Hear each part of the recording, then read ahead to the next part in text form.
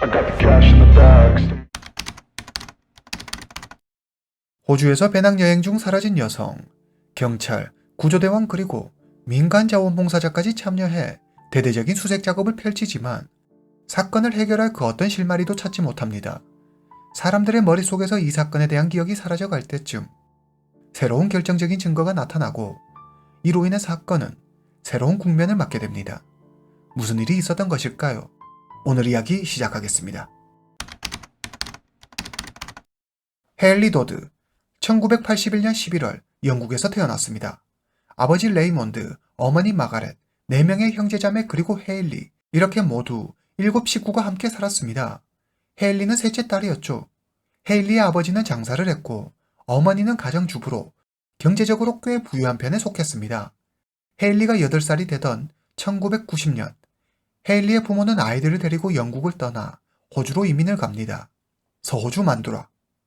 퍼스에서 남쪽으로 약 72km 떨어진 곳에 있는 만두라는 인구 약 7만 명이 살고 있는 도시로 아름다운 바다 풍경으로 유명합니다. 헤일리의 가족은 이곳 만두라에 정착합니다. 명랑하고 쾌활한 성격의 헤일리는 여행을 좋아했습니다. 세계 일주를 하는 게 꿈이었죠.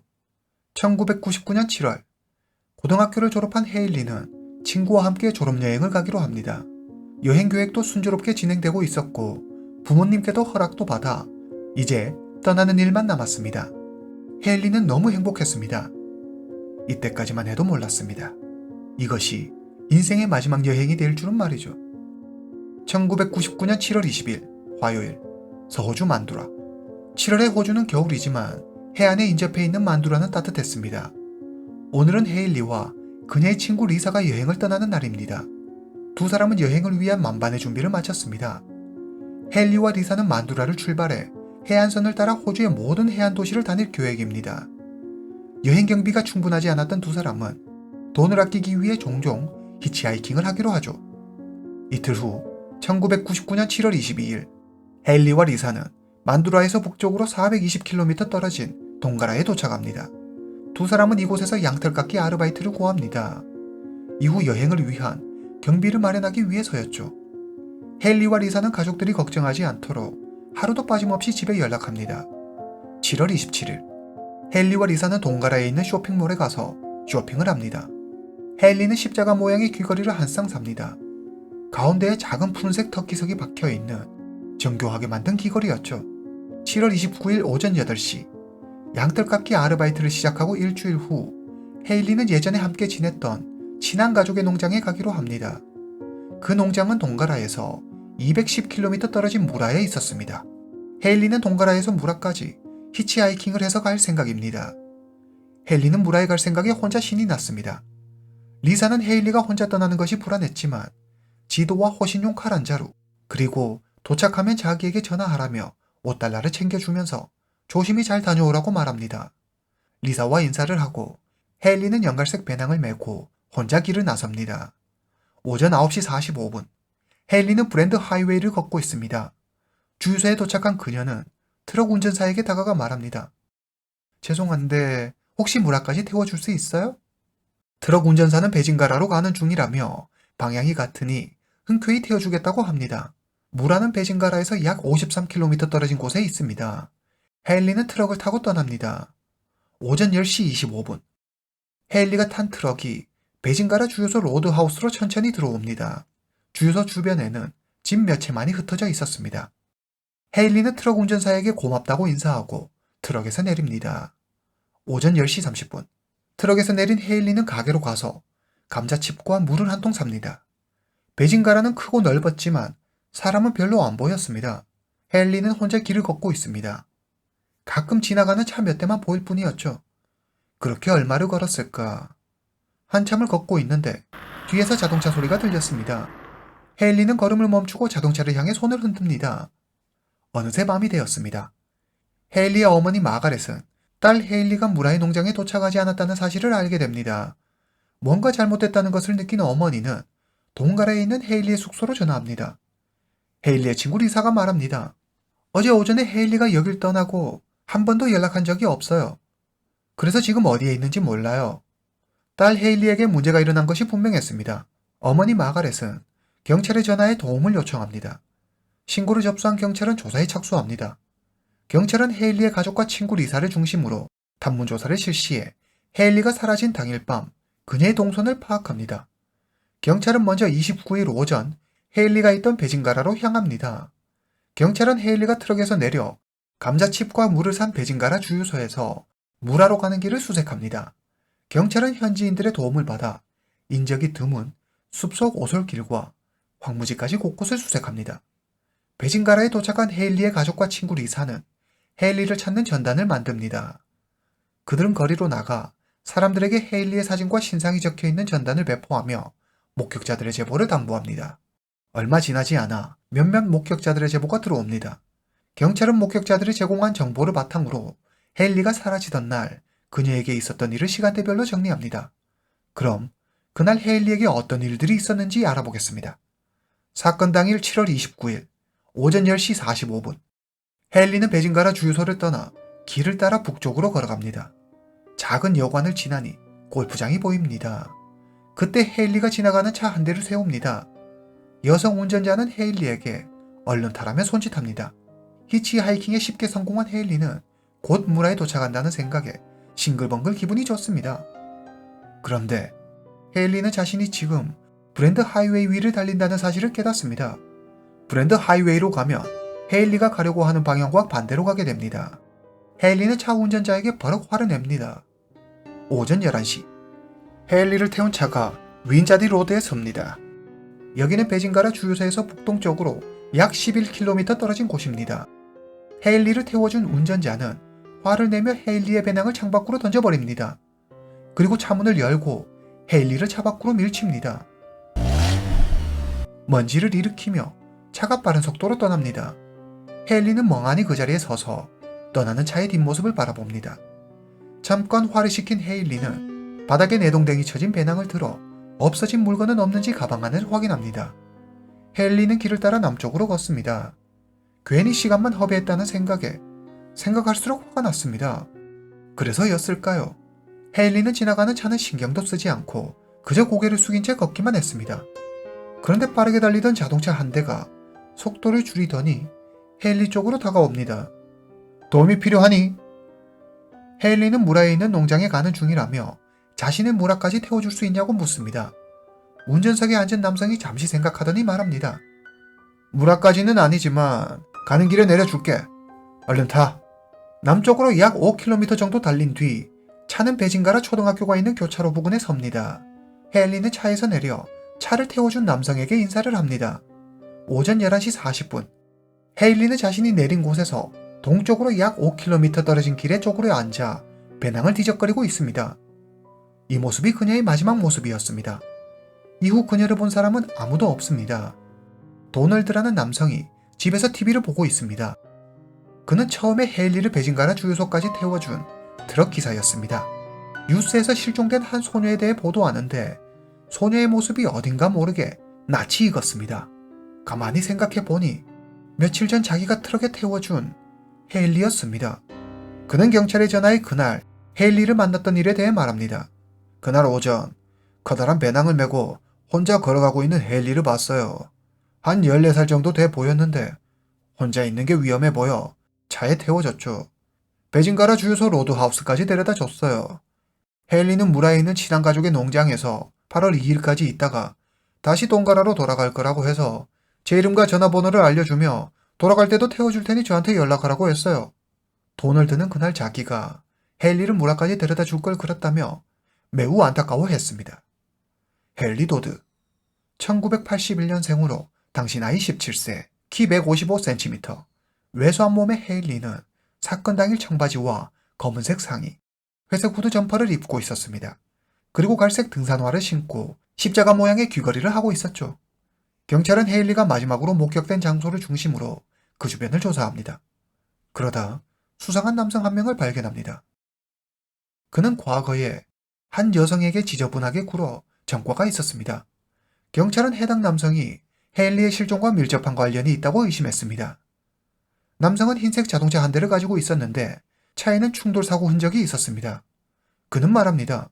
그날 전 운전을 안 했어요. 운전을 한 건 룸메이트 프란시스라고요. 프란시스 존 워크. 당시 나이 43세. 그는 베징가라 초등학교에서 일하고 있으며 베징가라에서 15년째 살고 있었습니다. 경찰은 프란시스를 찾아갑니다. 프란시스는 2주에 한 번 무라에 가서 생필품을 산다고 했습니다. 확인 결과 헤일리가 사라진 날 프란시스는 룸메이트의 차를 몰고 무라에 갔었습니다. 프란시스는 말합니다. 그날 오전 11시 40분쯤 출발해서 오후 1시 36분까지 무라에서 물건을 샀어요. 그리고 베징가라로 돌아왔죠. 전 헤일리라는 아이를 본 적도 없어요.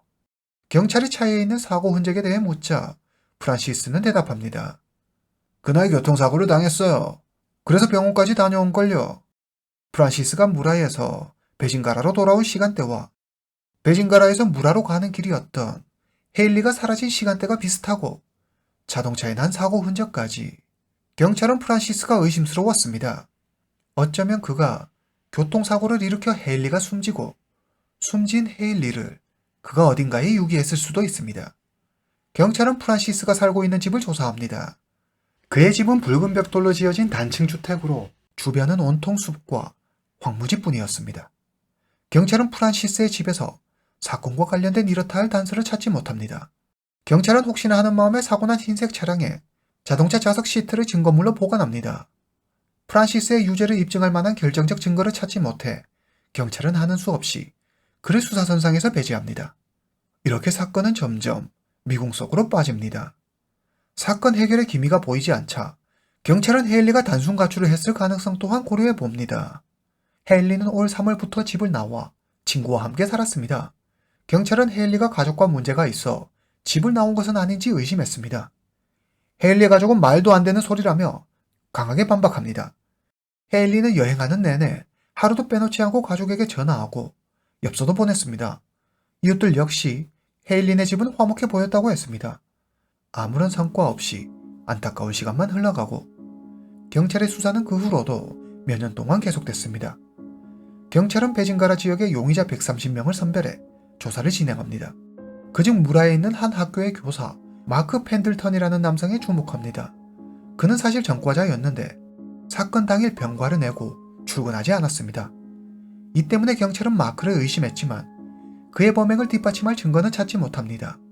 또 다른 용의자 로빈 맥카트니. 로빈은 가장 유력한 용의자 중 한 명입니다.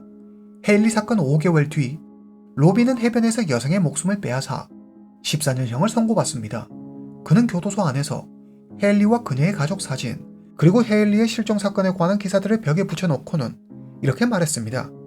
사실 헤일리를 죽인 건 나야. 그리고 아무도 모르는 곳에 그녀를 묻어버렸지. 하지만 조사 결과 로빈은 사건 당일 베징가라에 없었던 것으로 밝혀집니다. 사건 당일 베징가라에도 없었던 그가 헤일리의 실종 사건과 관련이 있다는 것을 증명할 방법은 없었습니다. 경찰 수사가 지지부진하자 헤일리의 가족은 헤일리의 실종 사건에 관한 수사를 강화해달라고 경찰과 정치인을 향해 호소합니다. 그리고 7만 호주 달러, 우리 돈 약 6천만 원 상당의 돈을 들여 개인 탐정을 고용하고 심령 술사까지 동원해 딸의 행방을 쫓습니다. 모든 노력을 기울이지만 헤일리의 그 어떤 흔적도 찾을 수 없었습니다. 이렇게 사건은 이렇다 할 단서를 찾지 못하고 장기 미제 사건으로 남게 됩니다. 사건 발생으로부터 14년 후 2013년 경찰은 미제 사건 전담팀을 꾸려 해당 사건에 대한 수사를 재개합니다. 서호주 경찰은 이전 사건 파일과 과거 압수에 보관해온 증거물들을 다시 검토합니다. 법의학자 트레이시는 자동차 좌석 시트 커버를 걷어내고 그 안에 있는 천을 꼼꼼히 들여다봅니다. 그러다 천에 박혀있는 귀걸이를 하나 발견합니다. 이것은 과거에는 발견하지 못했던 아주 귀한 증거였습니다. 가운데에 작은 푸른색 터키색이 박혀있는 이 귀걸이는 헤일리가 실종되기 이틀 전 산 것과 같은 모양이었습니다. 확인해 보니 헤일리의 것이 맞았습니다. 귀걸이에는 머리카락 한 가닥이 감겨 있었고 귀걸이가 발견된 곳 주변에 혈흔이 있었습니다. DNA 분석 결과 헤일리의 어머니 마가렛의 DNA와 일치했습니다. 유의미한 증거를 확보한 경찰은 유력 용의자 프란시스의 행방을 수소문합니다. 사건 당시 43세였던 프란시스가 이제 56세가 됐습니다. 헤일리 사건이 발생하고 이듬해 프란시스는 서호주에 있는 자기 집을 팔고 퀸즐랜드로 이사갑니다. 프란시스는 이사를 가면서 이웃들에게 불치병에 걸려 가족과 삶의 마지막을 함께 보낼 거라며 거짓말을 하고 떠납니다. 프란시스가 퀸즐랜드로 이사 온 지 7년이 되던 해, 그는 한 여성에게 몹쓸 짓을 저질러 12년형을 선고받습니다. 피해 여성의 이름은 안드레아. 당시 나이 31세. 그녀는 결혼해 가정이 있었습니다. 안드레아는 시간이 날 때면 하이킹을 즐겼습니다. 사건 당일 안드레아는 혼자 도로를 따라서 걷고 있었습니다. 휴가를 즐기는 그녀만의 특별한 방법이죠. 이때 프란시스의 눈에 안드레아의 모습이 들어옵니다. 프란시스는 인적이 드문 도로를 혼자 걷고 있는 안드레아를 보자 나쁜 마음이 들었습니다. 프란시스는 천천히 안드레아에게 다가갑니다. Hey girl, 태워줄게요. 내 차에 타요. 안드레아는 아무 의심 없이 프란시스의 차에 탑니다. 한참을 달리다 프란시스가 문득 차에 기름이 없다고 말합니다. 주변에 주유소가 없네요. 내 집이 여기서 가까운데 집에 휘발유가 한 통 있거든요. 잠깐 들러서 기름 좀 넣고 가도 될까요? 능청스러운 프란시스의 연기에 속아 안드레아는 그렇게 하라고 말합니다. 프란시스의 집에 도착하니 이미 날이 어두워지고 있었습니다. 집에 들어서자 프란시스는 뜻밖의 말을 꺼냅니다. 밤 운전은 위험해요. 알죠? 오늘 밤은 우리 집에서 자고 내일 떠나는 게 어때요? 뭔가 상황이 이상하게 돌아간다는 걸 깨달은 안드레아는 그냥 가겠다며 현관문을 엽니다. 그런데 이게 어떻게 된 일일까요? 문이 꿈쩍도 하지 않았습니다. 안드레아가 도망가지 못하게 프란시스가 이미 문을 잠가둔 뒤였습니다. 그리고 안드레아는 6시간 동안 프란시스에게 당하고 맙니다. 6시간 후 안드레아는 프란시스가 방에서 나가자 양손을 묶은 밧줄을 풀고 밖으로 도망칩니다. 안드레아는 미친 듯이 달려 이웃집으로 가 도움을 요청합니다. 이후 프란시스는 출동한 경찰에 의해 체포돼 징역형을 받고 교도소에 수감됩니다. 다시 현재로 돌아와 헨리의 귀걸이를 찾은 경찰은 예전 프란시스가 살던 소호주에 있는 집과 그 주변을 모두 수색하지만 헨리를 찾지 못합니다. 2013년 11월 경찰은 프란시스를 접견하기 위해 프란시스가 복역 중인 퀸즐랜드 교도소로 갑니다. 경찰은 프란시스에게 증거를 들이대며 범행을 자백하라고 압박하지만 프란시스는 강하게 자신의 범행을 부인합니다. 2017년 10월 헨리 사건이 일어난 지 18년이 흘렀습니다. 서호주 지방법원에서 해당 사건에 대한 재판이 열립니다. 프란시스의 변호사는 알리바이를 들며 완강히 혐의를 부인합니다. 헨리가 베징가라 노스웨스트 로드에서 마지막으로 목격된 시간은 오전 11시 40분입니다. 그런데 프란시스는 오후 1시 36분이 지나고 나서야 베징가라로 돌아왔습니다. 헨리는 프란시스가 베징가라에 없었던 오전 11시 40분에서 오후 1시 36분 사이에 무슨 일이 일어났는지 그 누구도 장담할 수 없습니다. 그러나 검찰이 귀걸이와 DNA 조사 결과 등 확실한 증거를 제시하자 상황은 검찰에게 유리하게 돌아갑니다. 4개월의 심리를 거쳐 재판부는 유죄를 인정해 프란시스에게 무기징역을 선고합니다. 프란시스는 재판부의 결정에 불복해 서호주 대법원에 상고합니다. 프란시스의 변호사는 경찰이 증거를 조작했다고 주장합니다. 귀걸이와 머리카락 등의 증거물이 프란시스의 차 안에서 발견된 것이 아닐 수도 있습니다. 또 해당 귀걸이는 그 당시 히트 상품으로 다른 사람이 차에 탔다 흘린 것일 수도 있습니다. 설사 귀걸이와 머리카락이 모두 헤일리의 것이라고 한다 해도 이것만으로 프란시스가 헤일리를 살해했다는 결정적인 증거가 되지 못합니다. 2021년 4월 13일 서호주 대법원은 증거 불충분과 변호사의 주장을 일부 받아들여 프란시스의 유죄 판결을 기각합니다. 프란시스는 과실치사로 징역 18년형으로 감형받습니다. 이렇게 사건은 일단락됩니다. 헨리의 실종 사건이 제대로 수사됐더라면 안드레아와 같은 피해자는 나오지 않았을 텐데 정말 안타깝습니다. 프란시스가 지금까지도 범행을 부인하고 있기 때문에 헨리는 여전히 가족의 품으로 돌아가지 못하고 있습니다. 헨리의 가족은 어서 빨리 헨리를 찾아 그녀의 영혼을 편히 쉴 수 있게 해주길 진심으로 바라고 있습니다. 오늘 이야기는 여기까지입니다. 다음 시간에 뵙겠습니다.